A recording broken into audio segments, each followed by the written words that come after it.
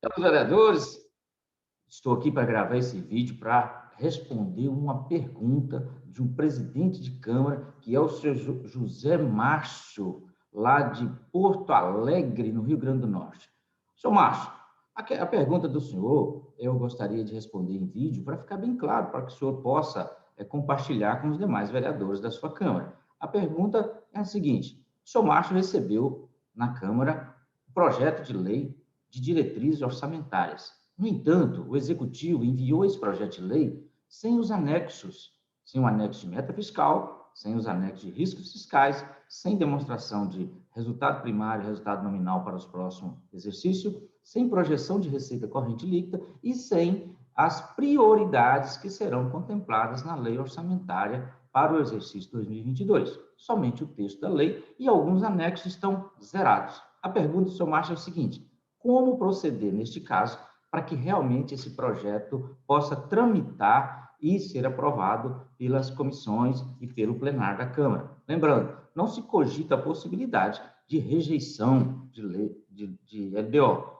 até porque a Câmara deve procurar, juntamente com o Executivo, fazer as adequações para que esse projeto de lei seja aprovado. Pois bem, senhor Márcio, a questão é o seguinte: nós temos no ano de 2021 uma lacuna na legislação em relação à apresentação da Lei de Diretriz Orçamentária, que vem antes mesmo da apresentação do PPA, porque o prazo para apresentação do PPA, conforme o parágrafo 2º do artigo 35 dos atos das disposições constitucionais transitórias, é até 30 de agosto, e a LDO, 15 de abril. Se a LDO define as metas prioritárias para o exercício seguinte, fica aí a pergunta: mas como? Se ainda não tenho PPA e se ainda não tenho essas metas definidas, como eu vou enviar um anexo de metas prioritárias junto com a LDO em abril, sendo que o prazo para fazer o PPA é agosto? Simples. Veja bem, esse anexo das metas prioritárias, que chamamos de programas de governo, que está previsto também no artigo 165 da Constituição, conjugado com o inciso 1 do artigo 74 também da Constituição, eles podem perfeitamente ser encaminhados junto com o projeto de lei do PPA, mas menciona isso na LDO, ou seja, lá na LDO vai ter um dispositivo dizendo os anexos que definem as metas prioritárias para o exercício 2022 será encaminhada juntamente com o projeto do plano plurianual. Sim, aí nós já falamos das metas prioritárias da despesa que serão contempladas na lei orçamentária de 2022, mas o anexo de meta fiscal, anexo de riscos fiscais e os anexos que demonstram a projeção da receita corrente líquida e a projeção do resultado primário e resultado nominal, esses sim devem acompanhar o projeto de lei de diretriz orçamentária para ser aprovado em plenário e discutido na Comissão de Finanças. Lembrando, mais uma vez, a lei de diretriz orçamentária, ela vai direto para a Comissão de Finanças para que ela possa manifestar. Então, só para ilustrar para os senhores como funciona esse anexo, para que serve esse anexo, olha, esse anexo é de extrema importância, porque se nós queremos uma projeção da receita para os dois exercícios seguintes, é possível até o vereador apresentar indicações, verificar se o orçamento vai ter contrapartida de recursos financeiros para fazer face àquilo que vai ser definido nos programas. Então, é uma questão de metodologia de planejamento. Se levar em consideração que eu conheço bem toda a receita dos últimos 5 exercícios, é simplesmente fazer isso aqui, seu Márcio.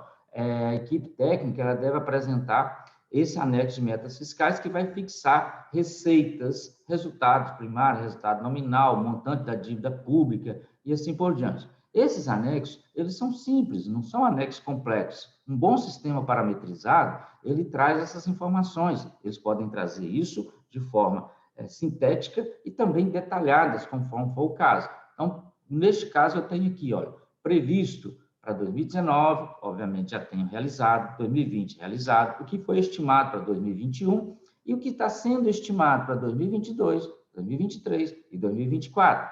Isso quem define é a Lei de Responsabilidade Fiscal. Então, não há razão para o corpo técnico do Poder Executivo negar a elaboração desses anexos, porque eles são de suma importância para que a Comissão de Finanças e, obviamente, os vereadores definem como será aprovado. Então, olha só, as despesas correntes, despesas de capital, elas são também desdobradas, mas baseada nessa metodologia que foi utilizada conforme o artigo 12 da Lei de Responsabilidade Fiscal. Então, não há problema algum para projetar isso para o exercício de 2022, 23 e 24. Embora não estamos falando das metas prioritárias do PPA, só simplesmente assim. Então, e outro detalhe também, caso durante a elaboração do PPA, se houver a necessidade de fazer algum tipo de alteração nesses anexos, basta constar em um projeto de lei e a Câmara, obviamente, vai analisar. Então, os anexos de riscos fiscais também devem ser levados em consideração, obviamente, né, demonstrativos que vão ser avaliados, os passivos contingentes e outros riscos capazes de afetar essa efetivação de receita. Embora nós tenhamos aí uma grande variação de previsões, mas isso é perfeitamente feito quando nós levamos para o ativo, né, a menor previsão e para o passivo a maior previsão. Isso chama-se cautela. E os riscos fiscais que nós temos hoje, que pode afetar falta de execução, orçamento, falta de execução de dívida ativa, falta de cobrança de dívida ativa através de cartório de protesto, ou seja, falta de execução dos atos potenciais do município. Isso é uma linguagem contábil perfeitamente entendida para aqueles que trabalham na contabilidade aplicada ao setor público. Então, os anexos de riscos fiscais são elaborados